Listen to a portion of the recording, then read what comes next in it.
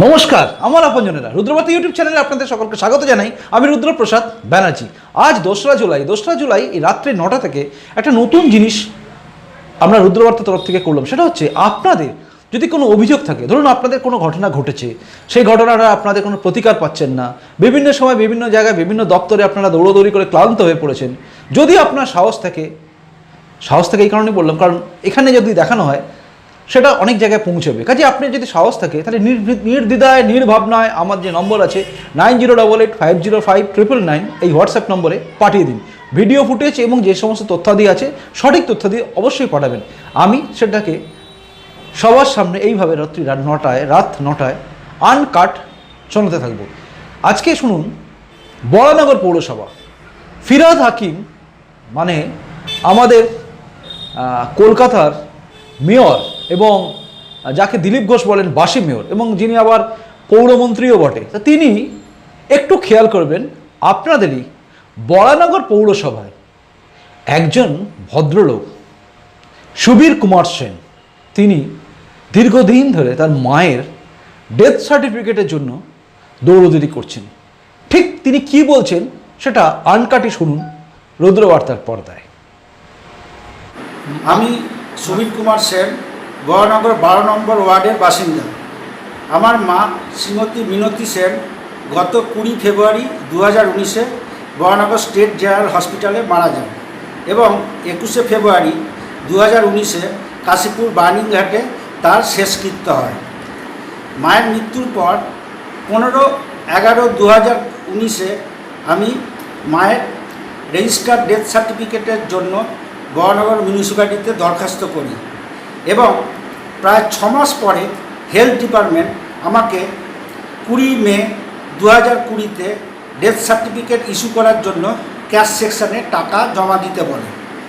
সেহেতু আমি 20/5/2020-তেই টাকা জমা দিই। তারপর প্রায় 1 মাস অতিক্রান্ত হলেও আমি আজও পর্যন্ত মায়ের ডেথ সার্টিফিকেট পেলাম না, যদিও নিয়ম মোতাবেক 20/5/2020-তেই আমার ডেথ সার্টিফিকেট পাওনা হয়। এই উপলক্ষে আমি বরানগর মিউনিসিপ্যালিটির চেয়ারপারসন, তারপর ডেথ রেজিস্ট্রার, এক্সিকিউটিভ অফিসার এবং আদার কাউন্সিলরদের সাথে আদার কাউন্সিলরকে লিখিতভাবে জানাই, কিন্তু এখনও তার কোনো সমাধান হয় নাই।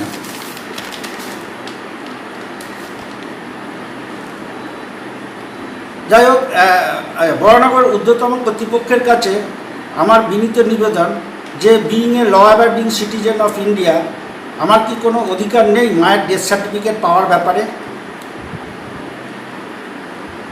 আমি আবার আবেদন করছি যে আমার মায়ের ডেথ সার্টিফিকেট যেন আমার দেয়া ঠিকানায় পাঠিয়ে দেয়, এবং পাঠিয়ে দিলে আমি বাধিত থাকব। এটি সুবীর সেন। শুনলেন, প্রায় 1 মাস হতে চলল, এখনো পর্যন্ত তিনি তার মায়ের ডেথ সার্টিফিকেট পাননি। ফিস জমা দেওয়ার পরেও তিনি ডেথ সার্টিফিকেট পাননি।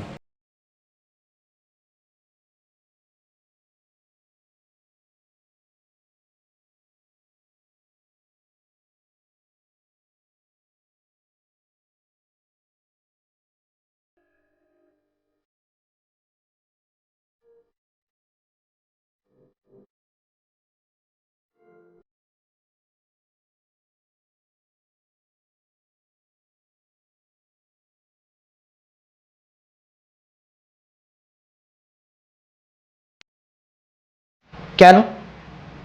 কারণটা কি? এটা নাকি বলা হয় মা মাটি মানুষের সরকার, এখানে তৎপরতার সঙ্গে কাজ করা হয়, এখানে অমুক করা হয়, তমুক করা হয়, অনেক তো ফিরিস্তি দেওয়া হয়। বাস্তব ক্ষেত্রে কি সব লবডঙ্কা? মায়ের ডেথ সার্টিফিকেট পেতে মানুষকে দিনের পর দিন ঘুরতে হবে, টাকা পয়সা জমা দেওয়ার পরেও আসবে না, বলবেন করোনার জন্য। 100% উপস্থিতি যখন সব জায়গায় চাইছেন, তাহলে কেন একটা মানুষের মায়ের ডেথ সার্টিফিকেটটা আসতে দেরি হবে এত? প্রশ্ন আমার সরাসরি তৃণমূলের সে সমস্ত নেতারা আছেন। বরানগর অঞ্চলে যদি থাকেন কেউ, এই মুহূর্তে যিনি ভিডিও দেখছেন, আপনি যদি বরানগর অঞ্চলে থাকেন, তাহলে দয়া করে আপনি যদি তৃণমূল নাও করেন, তৃণমূলের লোকাল লোককে, নেতাগুলোকে একটু বলবেন তো, কানে দেবেন তো। রুদ্রবার্তায় ডাইরেক্ট একজন কেউ বললো, রুদ্রপ্রসাদ ব্যানার্জি বলল যে আপনারা নিজেদের বড়াই করেন আর একটা ডেথ সার্টিফিকেট দিতে এতদিন সময় লাগাচ্ছেন। মানুষগুলো মরে গেলে গলায় লোহার শিক দিয়ে টেনে নিয়ে যাওয়ার সময় দেরি হয় না বেওয়ারিশ লাশগুলোকে। সেটা নিয়ে বললে, প্রতিবাদ করলে ভিডিও ফুটেজকে বলা হয় এগুলো ফেক। আর এইটা একদম চোখের সামনে আঙুল দিয়ে বোঝানো হলো যে কি অবস্থায় রয়েছে আপনাদের তৃণমূল সরকার পরিচালিত বিভিন্ন জায়গা, পৌরসভা থেকে শুরু করে সমস্ত জায়গা। কেয়ারটেকার সরকার রয়েছে, কেয়ারটেকার সব কিছু, এসব বলবেন আর কি, এসব বলেও পার পাওয়া যাবে না। তার কারণ রন্ধ্রে রন্ধ্রে দুর্নীতি ধরে রাখা এই তৃণমূল কংগ্রেসের বিভিন্ন অঞ্চলে যেরকম দেখছি আমরা যে ক্ষতিগ্রস্ত, আমফান ক্ষতিগ্রস্ত পরবর্তী ক্ষেত্রে যা অবস্থা, এবং বিভিন্ন জায়গায়, বিভিন্ন জেলায়, বিভিন্ন প্রান্তে যে দুর্নীতি ছেয়ে গেছে, সেই দুর্নীতির মধ্যে এই সরকারের তো আর কিছু থাকে না, কিন্তু এই পৌরসভায় সামান্য ডেথ সার্টিফিকেট, টাকাটা পাওয়ার পরেও ডেথ সার্টিফিকেটটা, মায়ের ডেথ সার্টিফিকেট দিতে এত দেরি হয়। এটা জানতে খুব ইচ্ছে করে যে আপনারা অ্যাকচুয়ালি কাদেরকে দেবেন ডেথ সার্টিফিকেটটা। মায়ের ডেথ সার্টিফিকেট দিতে এত দেরি হচ্ছে, আর গলায় শিক দিয়ে বডিগুলোকে নিয়ে রাস্তায় ফেলে দেওয়ার পরে সেগুলো নিয়ে বলতে এক মুহূর্ত আপনাদের আটকায় না সময়।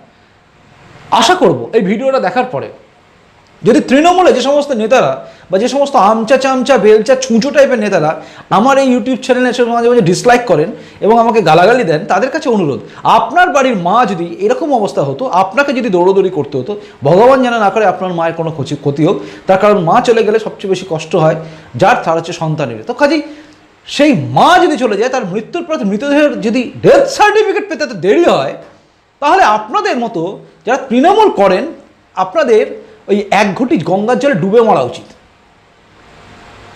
আপনাদের লজ্জা হওয়া উচিত। লজ্জা নেই বলেই আপনারা মনে হয় তৃণমূল করতে পারেন। তৃণমূল যারা করেন তাদের যদি লজ্জা সামান্য থেকে থাকে, আমি একটাই অনুরোধ করবো, সুবীর সেন অর্থাৎ সুবীর কুমার সেন, আমি চাইব সুবীর কুমার সেন যিনি মায়ের মৃতদেহ সার্টিফিকেট, ডেথ সার্টিফিকেট পাওয়ার জন্যে দৌড়দৌড়ি করছেন, এতদিন ধরে অপেক্ষা করে আছেন, তার ডেথ সার্টিফিকেট মানে মায়ের ডেথ সার্টিফিকেটটা যেন অবশ্যই, অতি অবশ্যই তার বাড়িতে আগামী 3 দিনের মধ্যে পৌঁছে যায়। যদি যায় তাহলে বুঝবো যে আপনাদের মধ্যে এখনও মানবিকতা কিছুটা হলেও বেঁচে আছে। কারণ সুবীর কুমার সে নিশ্চয়ই আমাকে জানাবেন, কাজেই তার অপেক্ষা, তার ফোনের অপেক্ষা থাকবো। যদি 3 দিনের মধ্যে আপনি দিয়ে দেন তাহলে বুঝতে হবে আপনাদের মানবিকতা আছে। আর যদি 3 দিনের মধ্যে না দেন তাহলে বুঝতে হবে আপনাদের মতো মানে তৃণমূলের পরিচালিত এই ওই বরানগর পৌরসভায় যারা সব আছেন তাদের মতো মানে নির্দয় মানুষ দুটো নেই। এরকম বিভিন্ন পৌরসভায় হয়তো বিভিন্ন রকম দুর্নীতি হয়ে রয়েছে, বিভিন্ন রকম সব কিছু। এটা দুর্নীতি না, এটা হচ্ছে নেগলিজেন্সি।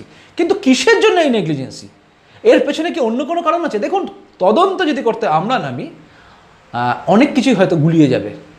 কাজেই দেখতে থাকবেন। রুদ্রবার্তা মানে একটু অন্যরকম হওয়া শুরু হবে এবার আস্তে আস্তে।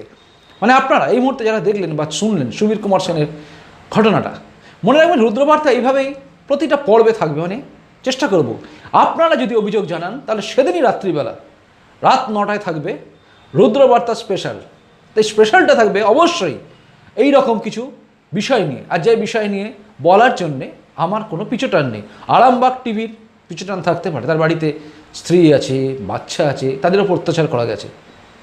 পিছুটান নেই রুদ্রপ্রসাদ ব্যানার্জি। ভাববেন একবার, সোজা কথা, আনকাট আমি আবার বলে দেবো। কাজেই কেস খাওয়ানো, কেস দেওয়া আমার জীবনে হয়ে গেছে, যেটা সন্ময়বাবুর ক্ষেত্রে নতুন হয়েছে এবং আরামবাগ টিভির ক্ষেত্রে নতুন হয়েছে। আমার ক্ষেত্রে সব হয়ে গেছে, কারণ আমি সত্যি সত্যি একটা জীবন লাইফ লিড করে এসেছি যেখানে মিথ্যে কেস আমাকে ভুড়ি দেওয়া হয়েছিল। কাজেই সেসব নিয়ে আমি আর ভাবি না, আর ভাবনা চিন্তা করার জায়গায় আমি নেই। কাজেই আপনারা যদি কোনো অভিযোগ থাকে, তার ভিডিও ফুটেজ থাকে, একটা কথা বারবার বলছি আপনাদের কাছে, আপনারা আমার আপনজন, আপনারা যে কোনো ভিডিও ফুটেজ দিন, তার সত্যতা যেন থাকে, মিথ্যে বলে ফাঁসাবেন না। দেখুন, আমি হয়তো একবার ফাঁসতে পারি, কিন্তু আলটিমেটলি আপনাদেরই লস হবে। তার কারণ আপনারাও আগামী দিনে কোনো প্রতিবাদের জায়গা খুঁজে পাবেন, কারণ কেউ আপনাদের বিশ্বাস করবে না। কাজেই যারাই পাঠাবেন, যেভাবেই পাঠান, আপনজনরা কোনোদিন আমাকে ঠকাবে না জানি, কিন্তু বাকি যারা আছেন যদি পাঠানো ভেবেচিন্তে সত্যিটা পাঠাবেন। এই মুহূর্তে যিনি ভিডিও দেখছেন আপনি আমার সাবস্ক্রাইবার হতেও পারেন, নাও হতে পারেন, কিন্তু যদি আপনার কোনো প্রবলেম থাকে অবশ্যই জানিয়ে দিন। আনকাট সম্প্রচার করব আমি। আসি এখনকার মতো ভালো থাকবেন সবাই। শুভরাত্রি, নমস্কার, বন্দে মাতরম, ভারত মাতা জয় হোক, জয় হিন্দ।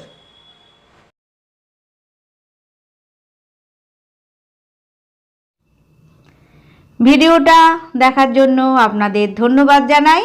ভালো থাকুন, সুস্থ থাকুন, রোজ দেখুন রুদ্র বার্তা।